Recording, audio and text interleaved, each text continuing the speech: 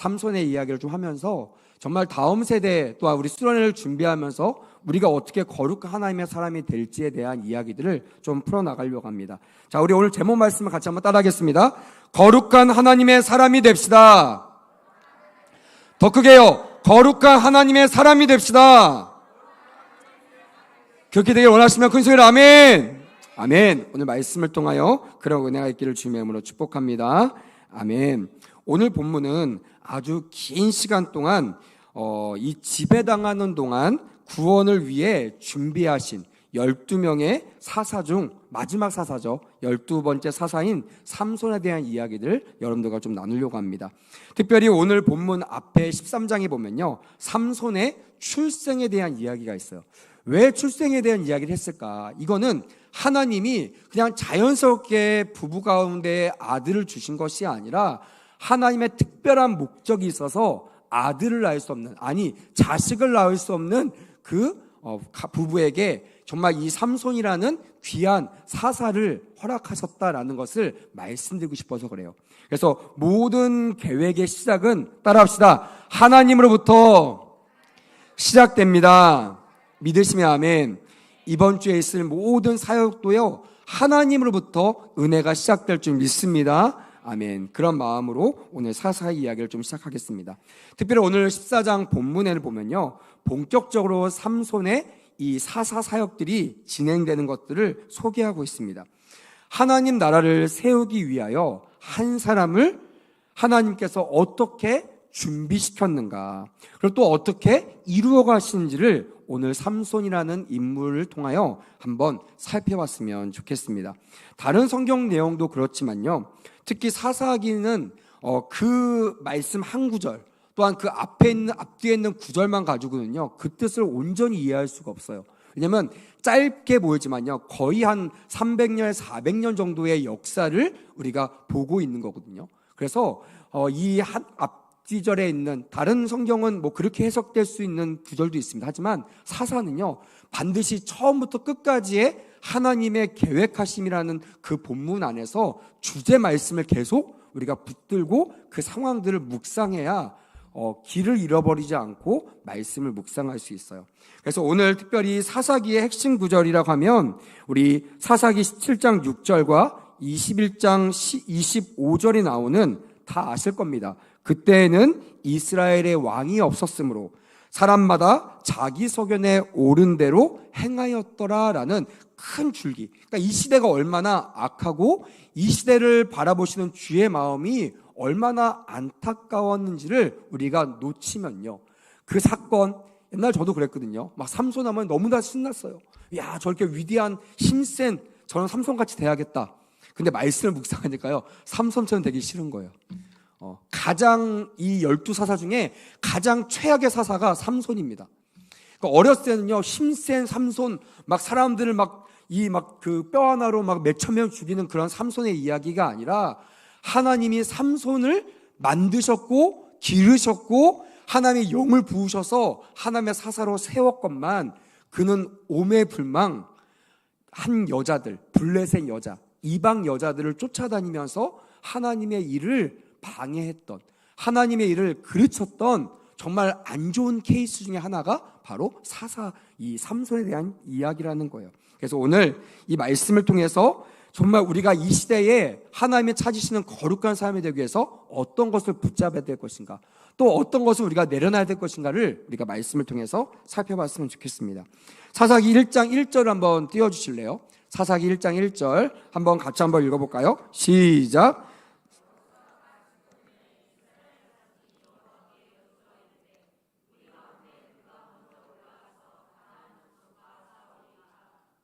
여호수아가 죽은 후에가 바로 사사를 시작하는 문에 해당되는 이야기라는 거예요. 무슨 말인지 아시겠죠? 그동안 절대적인 모세, 또한 모세가 죽고 나서 여호수아가 세워졌을 때 사람들은 불안했어요. 본인도 불안했어요. 내가 어떻게 저 위대한 모세의 뒤를 이어서 저 가나안 땅으로 이스라엘 백성들을 끌고 나갈 수 있을까? 근데 하나님께 약속하셨어요. 내가 모세와 함께 했던 것처럼 누구와 함께 하겠다? 너와 함께 하겠다. 이 약속 하나로 말미암아 여호수아가 모세를 뛰어넘는 리더십을 발휘했어요. 근데 오늘 사사기를 통해서 우리가 봐야 될 그 국면은, 그 문제는 그렇게 위대하고 완벽했던 여호수아가 있어요, 없어요? 없다라는 거예요. 여호수아가 죽었어요.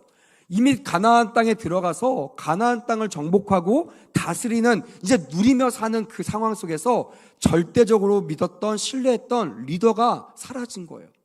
그때 사람들은 하나님께 나아가고 하나님께 붙었던 것이 아니라 오늘 본문의 주제 말씀처럼 각자 자기의 소견에 옳은 대로, 더 쉽게 말하면 내가 왕이 되는 거예요. 내가 리더가 되는 거예요. 옛날엔 여호수아를 바라봤다면 이제는 내가 리더가 없으니까 내가 리더가 돼서 내 마음대로 내 인생을 내가 주인 되어 사는 그런 세대, 그런 시대의 안타까움을 잘 나타내고 있는 말씀이 사사기 말씀이라는 거예요.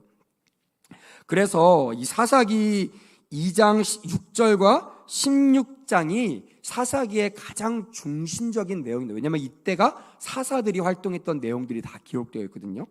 12명의 사사들이 어떤 때에 나타나서 어떤 역할을 했고, 또한 그 사사들이 죽었을 때 또 어떤 일이 벌어졌는지를 잘 성경은 우리에게 나타내주고 있습니다.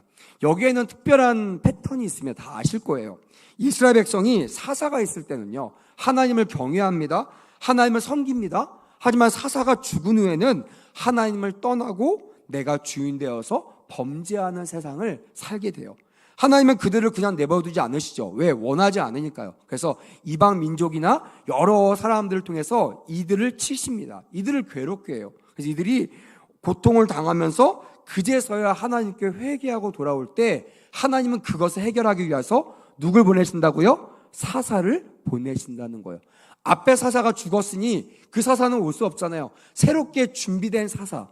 그래서 여러분, 이 사사기는요, 사사도 중요하지만 우리를 항상 준비시키시고 우리를 구원하기 위해서 우리의 어떠함이 아니라 하나님의 완벽한 섭리 가운데 지금도 준비시키고 있는 어떤 사람이요? 따라합시다. 하나님의 거룩한 사람. 이 주제를 떠나서는요, 사사기를 제대로 이해할 수가 없다라는 거예요. 그래서 사사에 여러분 집중하지 마시고요, 이 사사를 준비시키고 이 사사를 통해서 이스라엘 백성들을 여전히 구원하기 원하시는, 사실은 이 12사사 중에 여섯 사자, 그러니까 그러니까 그 스토리가 기록되어 있는 이 사사가 있고요, 스토리가 없는 그런 사사가 있습니다. 그런 12명의 사사를 보면요, 뭐 앞지락 뒤지락할 뿐이 다 사실은 사사 역할을 감당하지 못했던, 제대로 하지 못했던 사람들이었어요. 그럼에도 불구하고 하나님은요, 그런 약한 사람들을 들어서 하나님의 구원의 역사에 그들을 사용하셨다라는 거예요. 그래서 이 시대에도요, 하나님은 여전히 지금 다음 세대나 또한 여러분들을 통하여 하나님의 거룩한 사람들을 준비시키고 있는 것을 오늘 말씀을 통하여 깨닫게 되기를 주님의 이름으로 축복합니다. 아멘. 그 한 사람의 되기를 원해요. 여름 성경학교 수련회 왜 합니까? 1년에 2번씩 왜 합니까? 이런 사람이 되기 위해서, 훈련받기 위해서, 집중하기 위해서 우리가 우리의 삶의 터전을 벗어나 교회에 올라와, 동산에 올라와 함께 예배하며 훈련하는 것입니다. 그래서 오늘 여기 어린아이들도 있는데요, 이 어린아이들도 오늘 말씀을 통해서 나도 하나님이 준비하신 하나님의 거룩한 사람이 되고자 하는 그 믿음으로 기도에 동참하는 은혜가 있기를 주님의 이름으로 간절히 원합니다. 아멘. 오늘 주인공 삼손의 때는요, 오늘 본문 13장 1절에 보니까 무려 블레셋에게 40년 동안 괴롭힘을 당하고 있는 상황이었어요. 몇 년 동안이요? 40년. 무려 40년 동안 속박국으로 자유롭게 살지 못하고 엄청난 시달림을 경험하는 그 상황 속에서 하나님이 이미 준비시키셨던 삼손을 통하여 그들을 구원하는 그 사건들을 우리에게 보여주고 있는 것입니다. 그 전에 11명의 사사가 그랬듯이 하나님은요, 당신의 백성들을 구원하기 원하십니다. 지금도 동일하게 역사가 되는 줄 믿습니다. 아멘. 세상은 안 좋고 소망이 없어 보여요. 뭐 개독교라는 말이 있고요, 헬 조선이라는 말이 있을 정도로 대한민국에 소망이 없어 보일 수 있어요. 하지만 여러분 믿으십시오. 이렇게 소망이 없어 보이는 우리의 기대와 상관없이 하나님은 여전히 지금도 하나님께서 회복시키고자 하는 당신의 거룩한 사람을 준비시키고 있다라는 거예요. 오늘 이 밤 가운데 여러분들이 그 주인공이 되시기를 주님의 이름으로 강력하게 원합니다. 아멘. 단 지파의 삼손을 준비시키셨다. 여러분, 출산하지 못하는 이 마노아의 부인에게 찾아와요. 그 부인은 출산하지 못한 아들을 낳지 못하는 뿐만이 아니라 출산이 불가능한 여인이었어요. 소망이 끊어졌죠. 그 당시에는요. 하지만 하나님은 은혜를 가지고 계획을 가지고 그 가정 가운데 삼손이라는 씨앗을 심어주십니다. 그러면서 말씀하세요. 내가 이를 이스라엘 내 백성들을 구원하는데 내가 준비시키고 사용하겠다. 그러면서 그에게 친절하게 세 가지를 부탁합니다. 양육을 어떻게 해야 될 것인가 모를 수 있으니까 너희들 절대로 다른 건 모르겠지만 이 세 가지는 지켜야 돼. 하나는 독주와 포도주를 금하게 한다는 거예요. 한마디로 말하면 술을 취하지 마는, 술을 입에 대지 못하게 하는 그런 사람으로 만들라라는 것입니다. 또한 두 번째는요, 어떤 부정한 것도 먹지 말라라는 교육을 시켰어요. 그래서 먹을 때도요, 맛있어 보이는 것을 그냥 먹는 것이 아니라 그것이 거룩한지 부정한지를 살피고 부정한 것은 아무리 맛있어 보여도 먹지 않는 훈련들을 이미 부모들에게 태어나기 전부터 가르치셨다라는 거예요. 누가 가르쳤을까요? 하나님께서 직접 말씀하셨어요. 세 번째는요, 바로 머리에 삭도, 그러니까 칼을 베지 말라는 거예요. 지금 말하면 쉽게 얘기하면 미용실 가지 말라는 겁니다. 이 머리를 기르래요. 그래서 누가 봐도 이 사람은 하나님의 사람이구나 라고 알 수 있도록 거룩하고 구별된 그런 등불 같은 많은 사람이 알아볼 수 있는 그런 사람으로 세우라고 했습니다.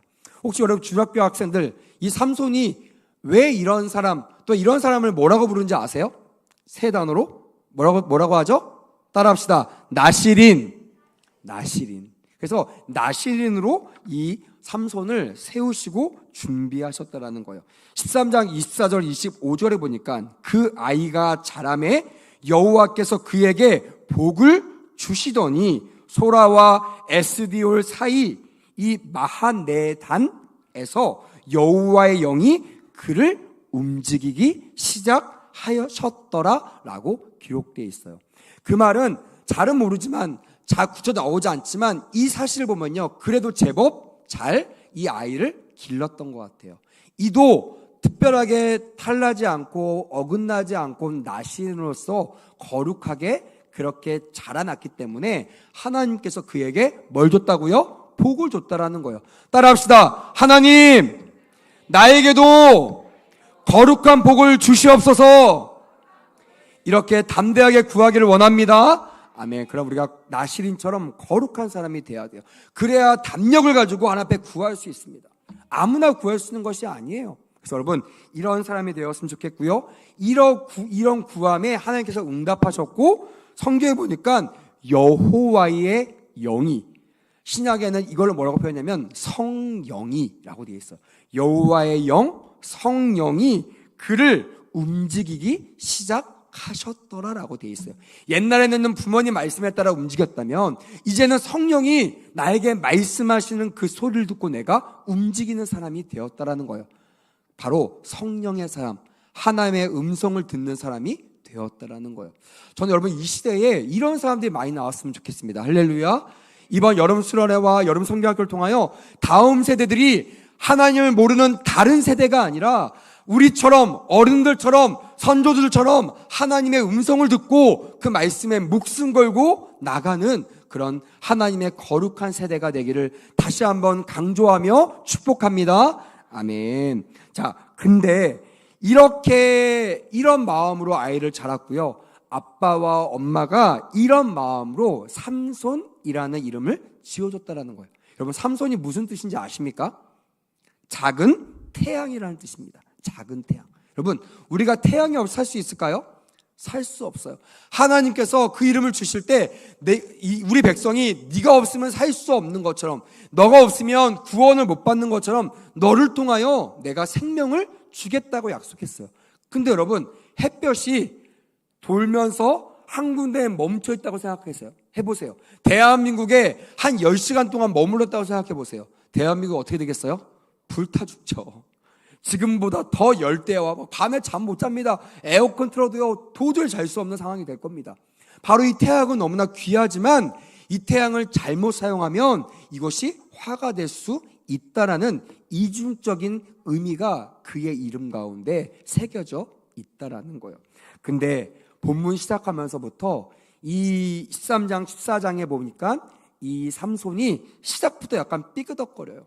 삼손, 정말 아기를 낳을 수 없는 가정 가운데 하나님의 목적을 가지고 거룩하게 나시로 자라겠던 그가 성령의 음성을 듣고 살아가는 그 순간 하나님이 기뻐하시는 길로 나아가는 것이 아니라 성경 1절에 보니까 이렇게 기록되는 거예요. 오늘 14장 1절.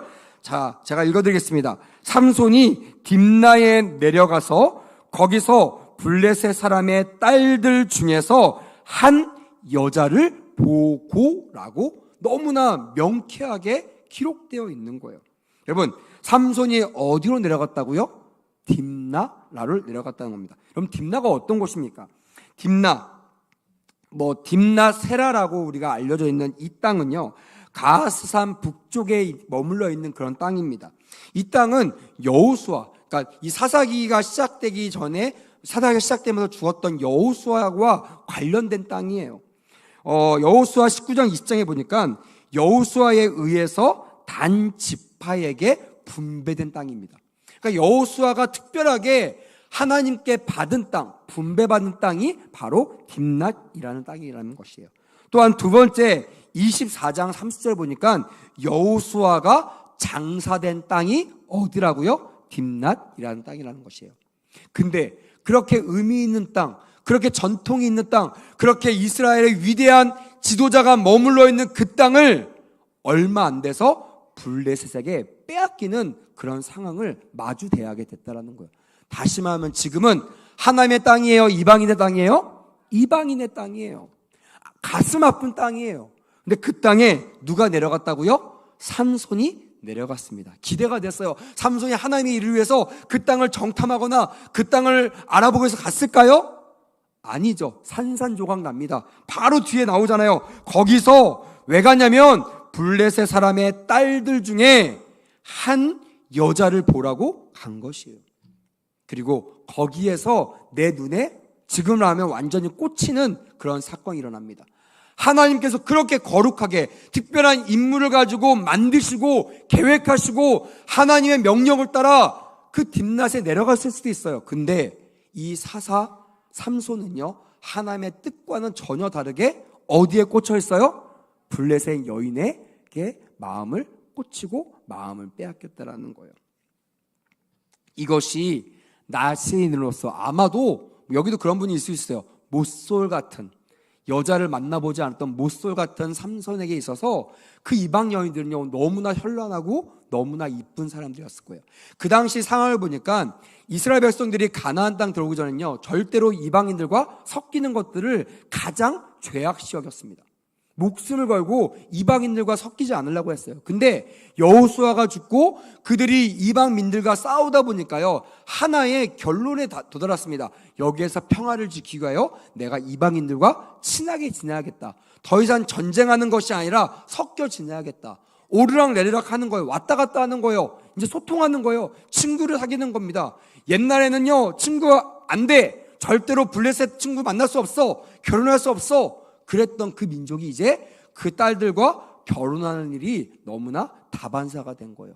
그러니 그런 환경 속에서 삼손일지라도 이 환경 속에 젖어 들어갔던 것입니다. 부모님들이 아마 애지중지했을 거예요. 왜냐하면 단 하나밖에 없는 외동 아들이었잖아요. 그것도 나의 힘이 아니라 정말 기적같이 우리에게 찾아온 그런 아들이기 때문에 하나님이 명령하셨음에도 불구하고 제대로 가르치지 못하지 않았을까. 그 결과 어떻게 됐어요? 그가 하나님의 뜻대로 살지 못하는 삐끄덕거리는 시작을 알리는 사건들이 오늘 본문 1절에 기록되어 있다라는 것입니다. 2절에 보니까 더 한 수 더 뜹니다. 그가 자기가 왜 태어났는지, 내가 무엇을 했는지를 까먹어버려요. 소명을 잊어버립니다. 내 정체성을 잃어버려요. 그리고 부모를 조르기 시작합니다. 왜 졸랐을까요? 결혼해달라고. 아빠 결혼 좀 해주세요. 왜 그러냐면 그 성경의 그 단어를 보니까요, 그 전까지 이 삼손이 독립한 것이 아니라 부모 밑에서 살았다는 단어가 기록되어 있어요. 그러니 이스라엘 전통에 따르면요, 결혼을 하면 아빠가 지참금을 가지고 그 며느리 집에 가서 지참금을 가지고 그 며느리를 데리고 와야 되는 거예요. 그게 이스라엘의 법칙입니다. 이스라엘의 결혼 방식이에요. 남편이 가는 것이 아니에요. 아빠와 그 남편이 부인의 집에 가는 것이 아니라 아빠가 돈을 주고 와서 부인을 데리고 오는 거예요. 그리고 어디에서 결혼식을 해요? 아들 집, 남자 집에서 결혼하는 것이 바로 이스라엘 유대인들의 전통입니다. 근데 오늘 본문을 보니까 뭐라고 해요? 아빠 돈 가지고 와서 빨리 가서 저 여인한테 돈을 주고 그 여인한테 장가갈 수 있도록 도와주세요 라고 얘기하는 거예요. 부모님이 어떻게 했을까요? 다행히 처음에는요 거절했어요. 그렇죠, 당연하죠. 나실인인데요, 다른 건 몰라도 어떻게 이방 여인과 결혼합니까? 말도 안 되죠. 할 일이 태산인데. 반대했습니다. 절대 안 돼. 하나님은 너를 나신으로 우리에게 주셨어. 근데요, 아들의 성화에 이 부모가 넘어가요. 나중에 보니까요, 이 아빠가 아들의 성화에 못 이겨서 이 딥나로 내려가서 블레셋에 가서 거기에 머물며 뭐 하냐면 결혼식을 합니다. 제가 아까 뭐라고 했어요? 이스라엘 전통은 결혼식을 어디서 한다고요? 남자 집, 여자 집? 남자 집. 근데 지금 어디서 결혼식을 해요? 여자 집. 이게 무슨 의미인지 아시죠?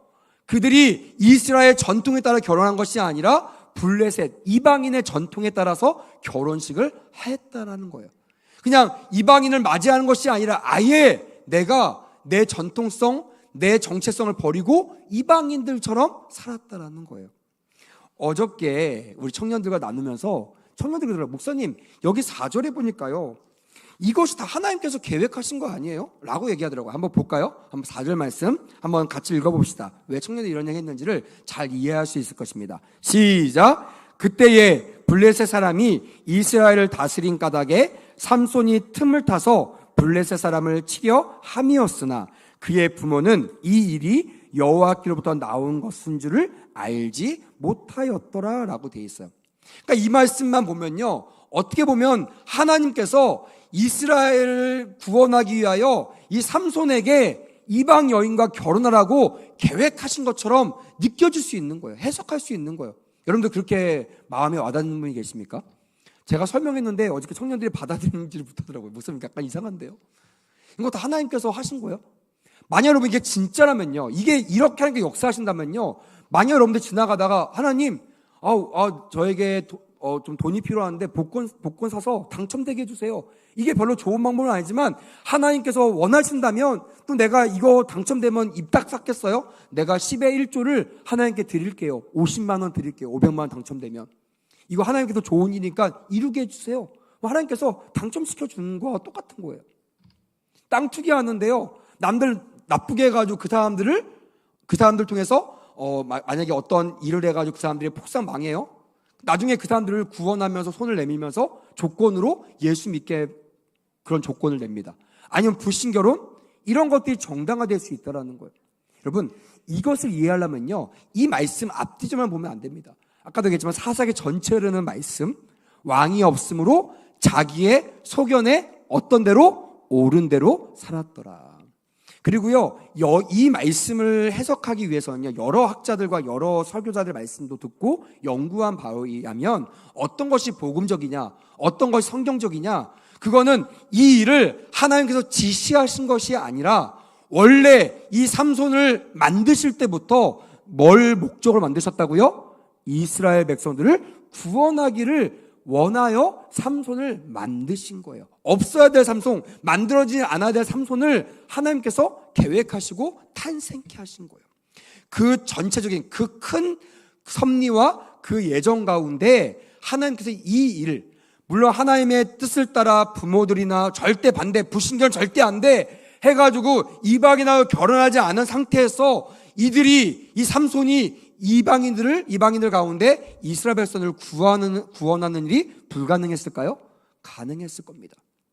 이 말은 꼭 우리가 봤을 때는 결혼을 통해서 이 일을 계획하신 것처럼 보이지만 사실 결혼이 아니라 이 탄생, 이 계획, 이 섭리 가운데 하나님의 큰 뜻은 뭐라고요?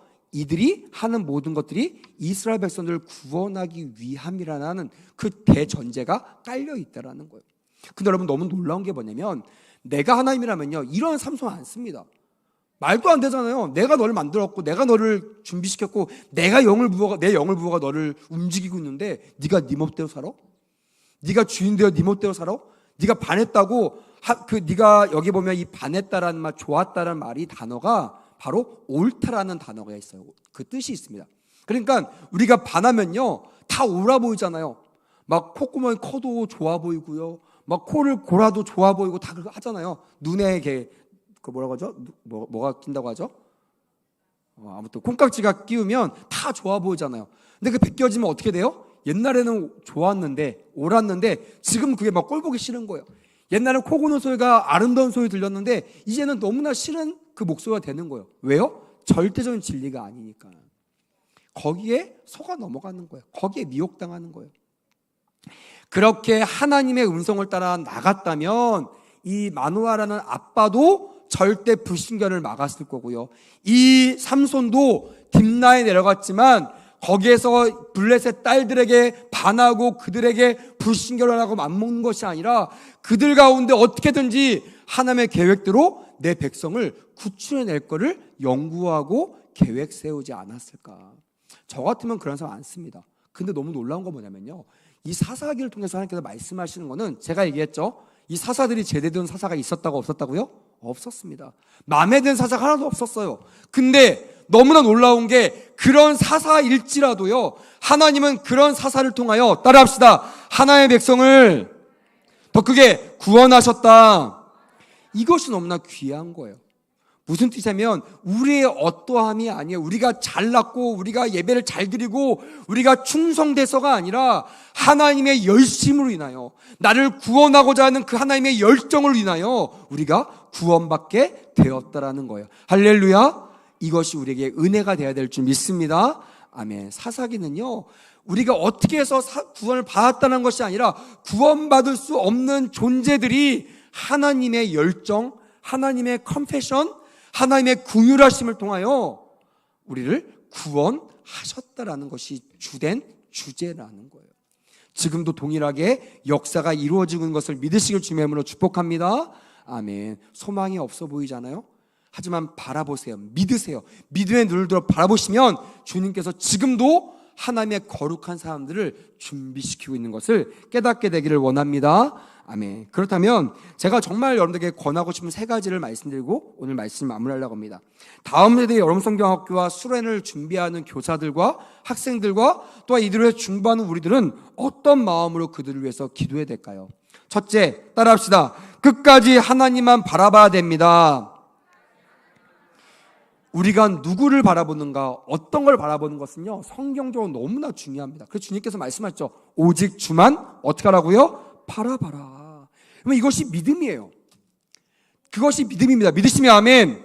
목사님 뭐 바라보는 거 그까짓 뭐라고 믿음입니까? 아니 여러분, 성경은요 그것이 믿음이라고 됐어요. 바라는 것들의 뭐라고요? 실상이요. 그것이 믿음이라고 정의하고 있는 것이. 내가 무엇을 바라보고 어떻게 여기느냐, 어떻게 믿느냐, 어떻게 시인하느냐, 어떻게 순종하느냐에 따라서 하나님께서 그것을 옳은 믿음이라고 칭찬할 수도 있고 거짓된 믿음이라고 거부할 수 있다는 거예요. 그래서 여러분 기도하실 때 우리 다음 세대들이 우리가 바라봤던 것을 보게 하여 주시옵소서. 우리가 의지하는 주님만을 바라보게 하여 주시옵소서.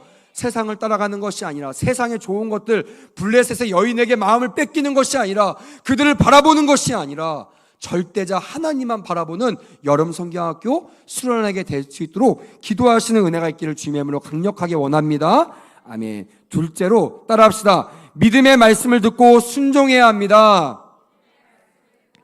제가 어저께 가르쳤던 게 이거예요. 왜 우리가 하나님의 음성을 듣는데 왜 순종이 목적이 돼야 되냐. 여러분, 왜 여러분들이 하나님 앞에 하나님 나 하나님의 음성을 듣고 싶어요. 저에게 말씀해 주세요. 그런데 나에게 말씀 안 하신지 아세요? 순종할 마음이 없는 거예요. 대안이 있어요. 이미 내가 대안을 세워놓고요. A, B, C 해놓고 하나님께 구합니다. 하나님, 좀 가능한 한 A를, 제가 원하는 A를 해주시고요. 안 되면 B, 적어도 C는 해주셔야 됩니다. 근데 하나님께서는요, 생뚱맞게 D를 말씀하시거든요. 여러분, 그때 어떻게 해요, 우리는? 이거 아니에요. 하나님 잘못 들었어요. 이거 아닙니다. 귀를 닫아요. 노답. 이거 아닙니다, 하나님. A, B, C라니까요. 이것 중에서 선택해 주세요. 그래서 말씀하신 주님, 나의 답은 D야. D로 가. 나 응답 아니에요. 나 그거 듣기 싫어요. 주님은 말씀하시고 우리는 못 들었다고 하고. 그러니까 하나님의 음성을 평생 못 듣는 거예요. 여러분, 우리가 하나님의 음성을 듣는 목적, 따라합시다. 이 목적은 더 크게 순종하기 위해서입니다. 우리가 하나님의 음성을 들어야 될 목적, 뭐라고요? 순종하기 위해서. 주님, 뭐라고 말씀하시던 내가 반드시 순종하겠습니다 라는 마음으로 기도해 보세요. 오늘 이 밤 가운데 반드시 하나님의 음성을 듣게 될 줄 믿습니다. 아멘. 그래서 여러분, 다음 세대들도요, 순수할 때 이런 기도를 하세요. 하나님 원하시는 것이 무엇입니까? 내가 그 일을 이루어 드리겠습니다. 내가 하나님 원하시는 뜻을 내가 따라가는 하나님의 거룩한 삶이 되겠습니다 라고 기도할 때, 이번 수련회와 여러분 성경학교가 여러분들의 최고의 가장 기적 같은 그런 귀한 순간들이 될 줄 믿습니다. 아멘. 이를 위해서 하나님께서 주변에 하나님의 마음을 전할 수 있는 사람들을 준비시켜 놓은 거예요. 수련회가 왜 필요할까요? 이런 사람들의 음성을 들을 수 있는, 이런 사람들의 지도를 받을 수 있는 길이, 그 기회가 바로 수련회와 여름 성경학교라는 거예요. 특강 듣죠, 말씀 듣죠, 레크레이션 하면서 또한 순간순간 주제 말씀을 묵상하면서 하나님의 뜻을 내가 깨달을 수가 있어요. 그리고 그 말씀을 붙잡고 나는 혼자는 어렵지만 주변 사람들과 함께 묶여서 함께 기도하면서 함께 따라합시다. 순종한다. 순종하는 그런 기회가 되는 것이 수련회와 여름 성경학교의 목적이라는 거예요. 이거 없으면 여러분 안 해야 돼요. 할 필요가 없습니다. 뭐하러 돈 쓰면서, 뭐하러 시간 낭비하면서 합니까? 이것 때문에 하는 거예요. 이 한 번의 기회를 통해서, 이 훈련을 통해서 우리 아이들이 하나님을 모르는 다른 세대가 아니라 우리 같은 하나님을 경외하는 하나님의 거룩한 세대가 세워지게 될 줄 믿습니다. 아멘. 그 여러분들 기도해 주셔야 돼요. 반드시 우리 아이들이 하나님만 바라보고 하나님의 말씀을 듣고 순종하게 하여 주시옵소서. 자, 마지막입니다. 올바른 목적을 위해서 온전한 방법을 선택해야 한다는 것입니다. 제가 삼손을 보면서 안타까운 것이 이거 4절 말씀을 통해서 하나님의 큰 계획을 알았던 이 아빠와 삼손이라면, 아무리 좋아 보이는 여자가 있어도, 아무리 자녀가 때를 써도요, 해줄 게 있고 안 해줄 게 있잖아요. 여러분, 여기 자녀가 있는 부모도 있지만 정말 부신 여자 데리고 오면, 남자 데리고 오면 여러분 승낙하겠습니까? 왜 대답이 없어요? 승낙하시겠습니까? 아니죠. 여러분, 반대하시길 주님으로 강력하게 원합니다. 아멘. 내 눈에 흙이 들어가도 절대로 이 결혼은 반대세. 이거 결혼하고 싶으면 적어도 교회에 등록하고 예수를 믿게. 그럼 내가 당신을 내 사위와 내 며느리로 받아들이겠네 라고 담대하게 고수하는 믿음의 사람들이 돼야 된다는 거예요. 그리고 나조차도 아무리 이쁘고 아무리 좋아 보여도요, 그 사람이 먼저가 아니라 하나님의 뜻이 먼저가 돼야 된다는 거예요.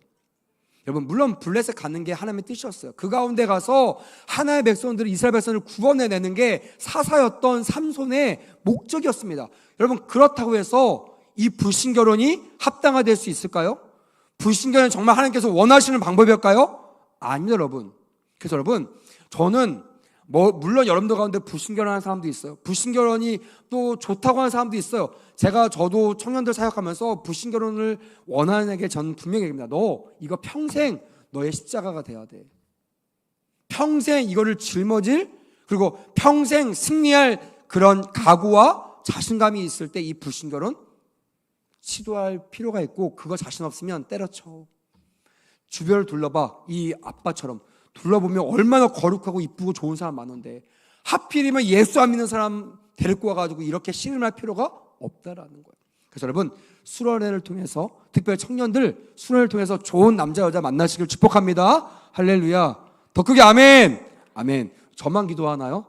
전 요즘에 엄청 기도하고 있습니다. 우리 청년들이 나이가 들어가면서 좋은 사람 만났으면 좋겠어요. 근데 죽어도 교회 안에 있는 사람은 싫대요. 어떻게 가족끼리 그러냐요. 그래서 가족끼리 아닌 사람들 만나서 연합순환에 가서 이번에는 또 특별히 우리 한국 성결교단에 있는 모든 청년이 다 모인다고 하거든요. 이번이 기회입니다. 할렐루야. 기도 많이 하시고 하나님의 좋은 사람들 만나시기를 주님으로 축복합니다. 아멘. 괜히 지나가는 버스 안에서 이상한 사람 만나지 마시고요. 지하철에서 괜히 이상한 사람 만나지 마시고 거룩한 옷을 가지고 거룩한 눈을 가지고 하나님의 뜻을 이루어드리는 우리 모두가 되길 주님의 이름으로 축복합니다. 아멘. 그랬을 때 올바른 목적을 위하여 더 중요한 것은 올바른 방법을 선택해야 한다는 것입니다. 아무리 목적이 좋아도요, 방법이 그르다면요, 방법이 거룩하지 않다면요, 하나님은 그 일을 반드시 쓰지 않으실 거예요. 만약에 내가 목사인데요, 내가 아무리 좋은 것을 하기 위해서라도 내가 막 술 퍼먹고 있고요, 내가 담배 피고 있고요, 이런다면 여러분들 저를 보면서 예수 믿겠습니까? 절대 안 믿습니다. 저도 이런 고민할 때가 있었어요. 옛날에 그 청소년 집회 하는데 어떤 친구가 저더라고요. 목사님, 담배도 안 피신 분이 무슨 이런 얘기를 하세요? 그러더라고요. 술도 안 먹은 분이 왜 술을 먹지 말라고 하세요? 먹어보고 나 이런 얘기 하세요. 정말 저는 고민이 됐어요. 한 번도 술, 담배를 안 해봤는데 이 친구 말이 맞는 것 같은 거예요.